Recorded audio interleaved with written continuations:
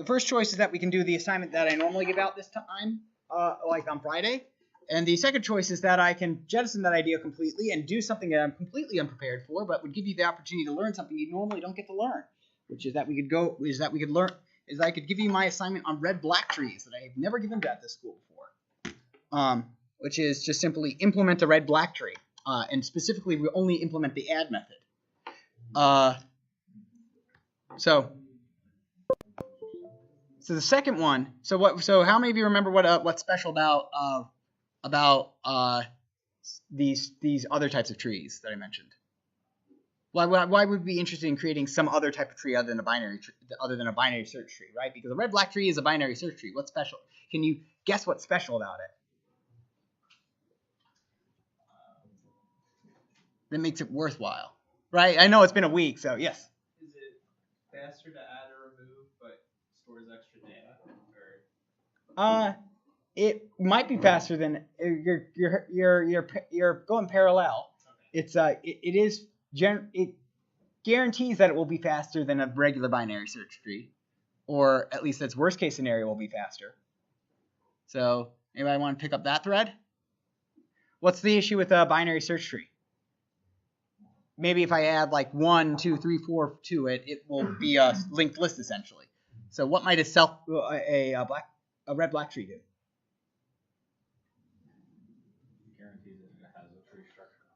Yep, it will self-balance. So red-black trees self-balance. So we can work on, and that's relegated to chapter 9. But we have two options. Work on something called the index tree, which I'm completely prepared for, or we can go over the red-black tree, which I'm completely unprepared for. And hey, most of the time I need about an hour or two to prepare for this. But hey, I'm supposed to have a PhD, so I should be able to do this no problem, right? What? I like the pragmatism of that. The pragmatism of they're both good exercises. So for the index tree, reading a file, counting how much stuff appears. Who wants to try that one? And how many people want to try the red-black tree? A number of people want to try the okay. So let's go ahead and take a look at so let's go ahead and together open up the Wikipedia page of the red-black tree. Okay. So let me go ahead and clone my display. So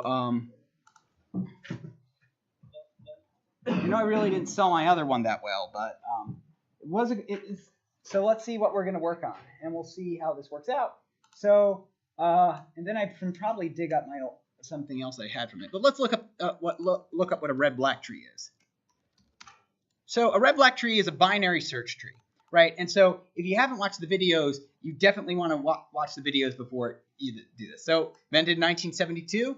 Its worst cases are O of log n as opposed to O of n. So these are covered extensively in Chapter 9. I'll throw open the slides to see if we've got anything on them. They're a type of self-balancing binary tree. So basically it's this tree node, only it has one other thing, which we could represent as a Boolean, which is this node red or black? So we can use a string, or we could use a Boolean for it, like is black, and have that true or false, or is red. So it doesn't really require much storage other than that single literal bit of memory, but we're going to be using a Boolean, so it's actually quite efficient.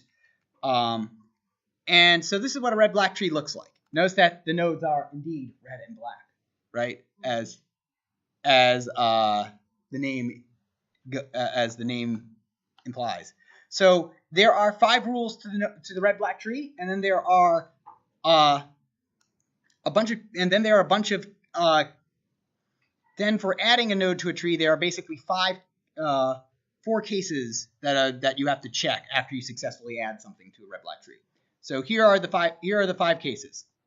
And hey, if you want to bail out on this anytime, we're more than welcome to, because hey, I'm teaching you various things. I've got the lecture already online. I mean, you definitely should watch it. I'll start lecturing again on normal by Wednesday because I want to go over Huffman trees. So anyway, the node is either red. So nodes are either red or black. That's the first rule. The root is always black. This is sometimes omitted, but honestly, for simplicity's sake, just keep the root always black. All the nil leaves. So notice how basically all the leaves of the tree, they point to nulls, right? All those nulls. So basically, remember how when you have a leaf, it has a left and a right, and those both point to null, right? All those nulls are black. Okay, so roots are black, nulls are black. Okay. Okay. If a node is if a node is red, both of its kids are black. Okay. And now here's the kicker that allows us to actually do something useful from this. We have something called the black depth, which is basically every path from a node to a nil. So basically, go every path down the tree from the root to the bottom of the tree will have the same number of black nodes. So notice that we have 1, 2, and then if we count the nils, this will be 3, 3, 3, 3, 3. And this property makes sure that basically there's, because basically the red and black have to alternate at the worst case, that guarantees that the longest path is no more than, well, essentially twice the height of the shortest path. So that actually helps. This actually condenses down mathematically to a log n time. So how does it ensure that it does this? Well, it does this by doing basically here we have to basically care about a couple things. We have to care about not only our parent but our grandparents and our uncles. Those are basically the guys we have to care about in this tree. There we can add something to this tree, and then what happens next depends on whether we are the root node, our parent is black, our parent is red, so in other words, it can't be the root of the tree, and our uncle is red, uncle being our parent's brother, right, our parent sibling, and then P is red and U is black. So a lot of these things, all these cases, by the way, can be handled. But how does it work? Well, what we do is that we do these things called rotations. This is basically the critical factor in basically every single binary, in every single self-balancing binary search tree, is that they do these operations called rotations, okay? And a tree rotation, let's see if our slides actually have anything on this, because honestly, I haven't had to deal with these things in years, but hey, you said you wanted to try red-black trees, so why not? So let's go ahead and do, because I'm not afraid to embarrass myself anymore and say, hey, I don't know anything, right? In fact, my wife told me, hey, it's a terrible idea to try to lecture on something you don't know. But you know what? I say, so here we go. So why is balance important, right? We've seen this. I've given this to you as an example before. Searches in this are O of n, not O of log n. And here's a realistic example of an unbalanced tree where basically there's some branches, but the branches don't really do anything, right? Right? So here you have the, but there's nothing after the, so it's kind of a useless thing. So what we do is this. So what we have is to keep things balanced is something called a rotation.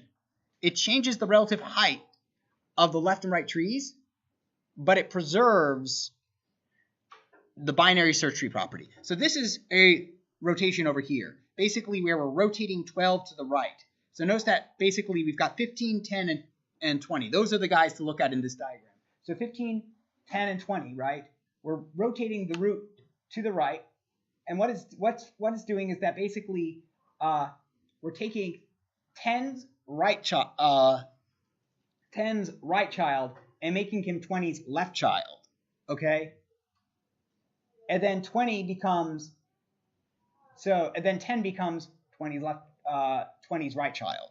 So basically notice they just kind of rotate places in respect to each other, okay? 20 keeps his right child in the same place. 10 keeps his left child in the same place, okay? Notice that 5 is still to the left of 10, 5 is still to the left of 10, 5 is still to the left of 10. What changes? Basically, 10 throws his right child, and 20 catches it as his left child, okay? And then 20 becomes 10's left child. Oh, sorry, right child, okay? So we these rotations are basically a bit tricky, and that's why we don't normally go into them, but they're not actually too bad. I mean, we can go through them, and they basically, we can work one way or another, but here's essentially the algorithm for it, okay? So here's that same tree, only we've got the node data pointed as node data structures. Well, the first thing we do is that we have to we want to make sure we store our values so that we don't basically do what we can accidentally do with a linked list, and that's forget. Basically, that how we could, if we put everything in the wrong order in a linked list, we could lose the entire linked list. That was a bad idea.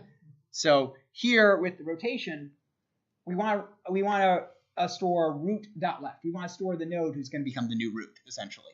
Okay. So the next thing we do is we set root.left to temp.right. Basically, I'm saying I'm going to so I'm taking your child and I'm stealing him, right? So now we've essentially got, notice how basically we're missing the, he's not attached to a tree anymore, okay? That's because what he's going to do is that he's going to take this pointer, his right pointer, and make that temp.right is going to be equal to root, and then temp becomes the root. So now notice, 10's the root of the tree, 20 is his right child, 15 is his left child. And this works perfectly. If 15 has children, by the way, that's perfectly fine. If he has children, this works perfectly fine too, because those aren't affected. And this keeps the binary search tree in order. And notice what this did.